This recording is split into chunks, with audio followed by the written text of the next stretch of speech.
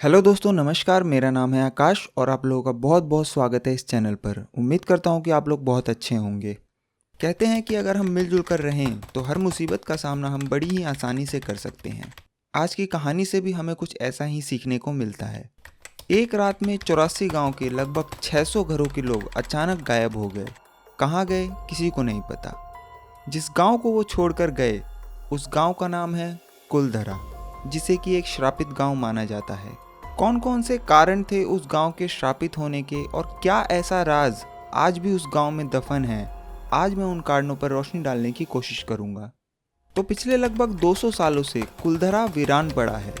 जो कभी एक सारी सुविधाओं से लैस हंसता खेलता गांव था, वो आज बंजर पड़ा है और आज सिर्फ एक टूरिस्ट प्लेस बनकर रह गया है। हिंदुस्तान में जो सबसे डरावनी या भूतिया जगह है, उनमें कुलधरा का नाम दूसरे नंबर पे आता है। वहाँ के लोकल निवासियों का कहना है कि उस गांव में भूत प्रेत का साया है। रात को उस गांव से कभी किसी बच्चे की रोने की तो कभी औरतों के चूड़ियों की खनकने की आवाज़ आती है। कई लोग ये बताते हैं कि जब वो अपनी गाड़ी से वहाँ घूमने गए और उसके बाद जब वापस लौटे तो उन्हें अपनी गाड़ियों के शीशों पर बच्चों के पंजों के निशान मिले। राजस्थान सरकार ने उस गांव के चारों तरफ 2 किलोमीटर की दूरी पे एक बाउंड्री बना दी है और एक बड़ा सा गेट भी बनवा दिया है। अब कोई भी वहां दिन में तो घूमने जा सकता है, पर सूरज ढलते ही आपको वहां से जाने के लिए कह दिया जाएगा। शाम को 4 बजे के बाद आप वहां बिल्कुल नहीं रुक सकते और यहाँ तक कि रात में वहां पर कोई गार्ड भी नहीं रुकता। अगर इतिहासकारों की बात करें तो वो भी इस बात को सच मानते हैं जिस तरह से ये गाँव एक रात में खाली हो गया। हालांकि भूत प्रेत वाली बातों को वो नकार देते हैं। राजस्थान के जैसलमेर शहर, जिसे कि गोल्डन सिटी भी कहा जाता है, बहुत ही खूबसूरत शहर है और वहाँ की हर चीज़, चाहे वो मकान हो, दुकान हो या कोई और इमारत या वहाँ का मशहूर किला, सभी चीज़ें आपको वहाँ गोल्डन येलो कलर में मिलेगी।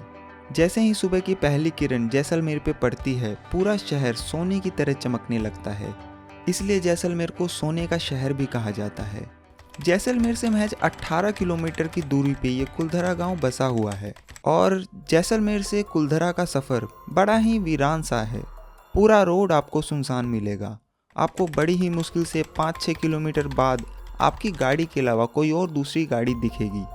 जब आप वहां पहुंचेंगे तो गेट से एंट्री करते ही आपको कुछ अजीब सा महसूस होगा।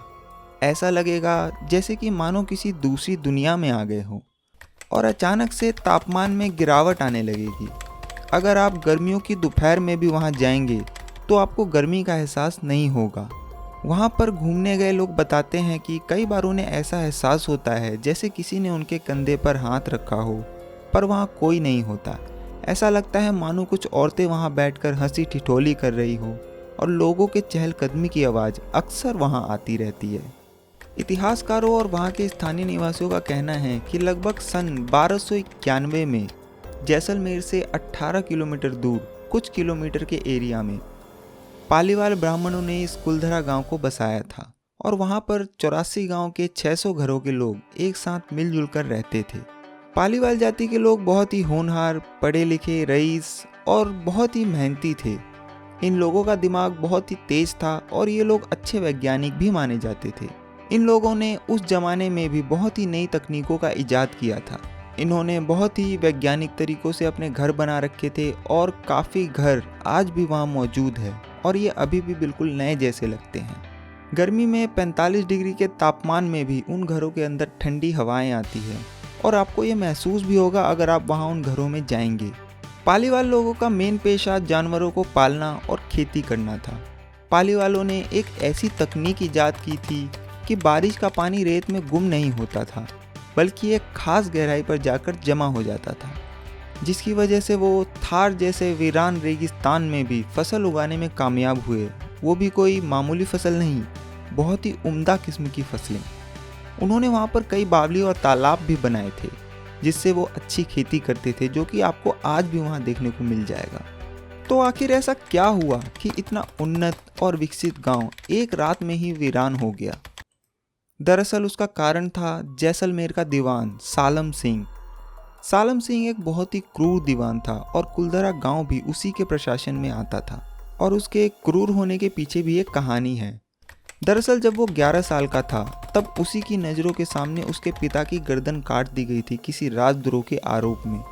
उसके पिता भी जैसलमेर के सोनार किले में दीवान थे।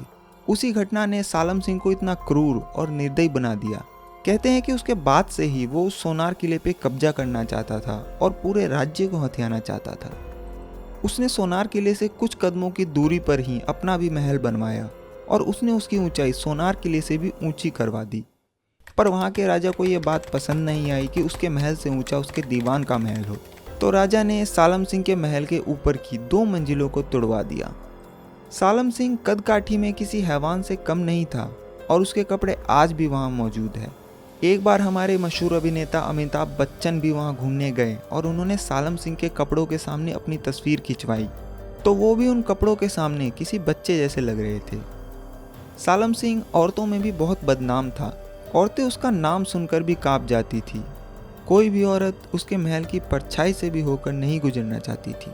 एक बार सालम सिंह कुलधरा गांव का दौरा कर रहा था तो अचानक उसकी नज़र वहां के पुजारी की बेटी पर पड़ी और उसकी नीयत खराब हो गई। उस लड़की को पाने के लिए उसने बहुत कोशिश की और अलग अलग तरह के लगान लगाए ताकि पालीवाल ब्राह्मण उसके सामने झुके और वो अपनी मंशा पूरी कर सके। पर पालीवाल ब्राह्मण बहुत ही उन्नत और रईस थे और इस वजह से उसकी ये चाल कामयाब नहीं हो पाई। यहाँ तक कि उसने उस लड़की को कई बार उठवाने की कोशिश भी की, पर वो उसमें भी कामयाब नहीं हो पाया। आखिरकार जब उसे कोई कामयाबी हासिल नहीं हुई और उस लड़की को पाने की चाहत उसके मन में इतनी बढ़ गई थी कि उसने सीधा उस गांव में संदेश भिजवा डाला कि अगले पूर्णमासी की रात तक उस लड़की को सालम सिंह की हवेली पर पहुंचा दो, वरना अगले दिन वो अपने सैनिकों के साथ उस गांव पर हमला कर देगा। ये सुनकर पालीवाल लोग बहुत परेशान हो गए। उन्हें समझ में नहीं आ रहा था कि अब क्या करें, क्योंकि पूर्णमासी की रात आने में बस कुछ ही दिन का वक्त रह गया था। हर आदमी अपने अपने तरीके से सुझाव दे रहा था, पर इसके लिए उनके पास वक्त नहीं था। उसके बाद गांव में पंचायत बुलाने का फैसला हुआ और उसी दिन सारे 84 गांव के लोग एक मंदिर में इकट्ठा हुए। उसके बाद अलग अलग लोगों से राय ली गई। किसी ने कहा कि हम साथ मिलकर इसके खिलाफ लड़ेंगे, पर वो कुछ हजार लोग इतनी बड़ी सेना का सामना नहीं कर सकते थे।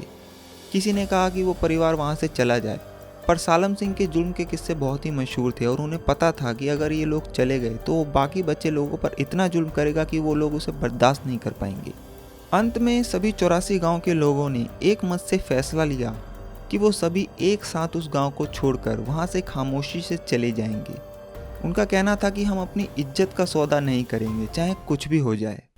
और शायद यही फ़र्क था उस टाइम के लोगों में और आज के लोगों में। वो सारे लोग जिस तरह से एक लड़की की इज्जत को बचाने के लिए एक साथ आए, ये अपने आप में एक मिसाल है।